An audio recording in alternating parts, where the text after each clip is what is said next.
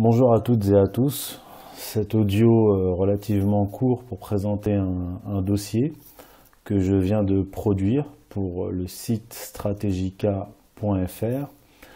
Alors, tout d'abord en introduction, quelques informations utiles. Vous trouverez en descriptif de cette vidéo YouTube le lien donc Strategica menant directement à mon dossier qui a pour titre l'islam politique et sous-titre Saoudo-Wahhabisme, frères musulmans, réformisme, maçonnerie et services secrets anglo-américains. Alors c'est un dossier de 62 pages d'un montant donc, que vous pouvez vous procurer pour 5 €.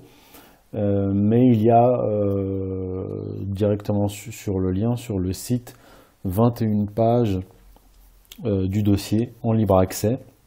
Et si vous voulez le dossier dans sa version complète, les 62 pages, eh bien c'est simplement 5 € par achat sécurisé. Tout est indiqué sur le site. Alors, le thème de l'islam politique, autrement appelé islamisme, sciemment amalgamé à l'islam, a été remis sur le devant de la scène par les politiques et les médias avec des objectifs et motivations que j'ai analysés dans le dossier Strategica qui a pour titre « La nation française et la question musulmane ». La première partie est sur le site Strategica qui est disponible gratuitement. Le présent dossier, donc l'islam politique, est une étude historique définissant précisément l'islam politique. Et je le dis d'emblée, l'islam politique n'a d'islamique que le nom. Les deux principaux mouvements qui donneront naissance à l'islam politique, c'est-à-dire l'islam politique, c'est ce qui va naître après l'abolition du califat, sont d'une part le wahhabisme, une idéologie hérétique née au XVIIIe siècle, dont le fondateur, Mohammed ibn Abdul Wahhab, a été condamné et exclu de l'islam par nombre de ulémas, savants, et muftis, jurisconsultes. Alors, pour ceux qui ne connaissent pas mon travail, ou pour ceux qui ont une vision, comment dire, fantasmée du wahhabisme et de Mohammed ibn Abdul Wahhab, ceux qui l'ont condamné ne sont autres que, d'abord son père l'a désavoué, parce qu'il devait succéder à son père au poste de juge de Huraymala, et son père l'a désavoué et a nommé le fils cadet Sulayman ibn Abdul Wahhab à ce poste. Il a été aussi condamné, Mohammed ibn Abdul Wahhab, par son propre frère Sulayman, qui était donc un juge. Il a été condamné par ses anciens maîtres, il a été condamné par un certain nombre de savants du Najd, c'est-à-dire la région dont il est originaire, condamné par le mufti de Riyad, condamné par des savants du Hejaz, des savants du Yémen, des savants d'Irak, des 4 écoles juridiques du sunnisme. Donc il ne s'agit pas simplement de polémique d'autres prêcheurs contre un autre prêcheur qui est Mohammed ibn Abdul Wahhab, sachant que ce dernier n'a même pas terminé son cursus. Et pour la précision, je le rapporte dans le dossier, lorsqu'il a voulu commencer à prêcher, son père l'en a empêché. Et il n'a commencé à véritablement prêcher qu'après la mort de son père.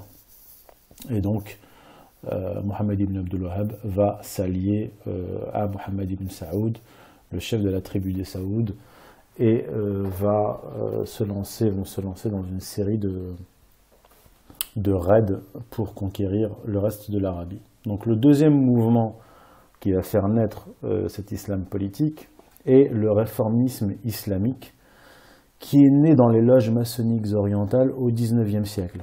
Des sociétés secrètes qui étaient rattachées à la franc-maçonnerie française et britannique. Ce réformisme maçonnique de l'islam, parce que c'est comme ça qu'il faut l'appeler, donnera naissance aux frères musulmans en 1928, parce que Hassan al-Banna est l'héritier de cette tradition réformiste qui va naître au XIXe siècle avec Malkoun Khan, puis le plus célèbre Jamal ad-Din al-Afghani. Donc en 1928 est fondée l'association des frères musulmans, ces frères musulmans qui ont été soutenus et utilisés par les anglo-américains depuis les années 40 jusqu'à nos jours. Tout cela est détaillé dans le dossier. Donc ce qu'on appelle aujourd'hui l'islam politique est un ensemble d'idéologies et de mouvements qui ont, dès leur origine, c'est démontré dans le dossier, preuves et documents à l'appui, visé à subvertir l'islam et le monde musulman, tout en instrumentalisant politiquement le religieux. Ce n'est pas parce que vous utilisez dans votre discours la religion musulmane que la structure idéologique que vous portez est islamique. Il ne faut pas confondre les deux éléments. Nous le verrons donc, vous le verrez à la lecture de ce dossier. L'islam politique n'est pas la manifestation de l'islam temporel, mais l'instrumentalisation du référent islamique par des organisations, des mouvements, des États à des fins bassement politiques. Et le point commun entre ces différentes organisations et ces États, c'est qu'ils sont historiquement les alliés des Britanniques, des Américains et maintenant officiellement les alliés d'Israël. Voilà, bonne lecture.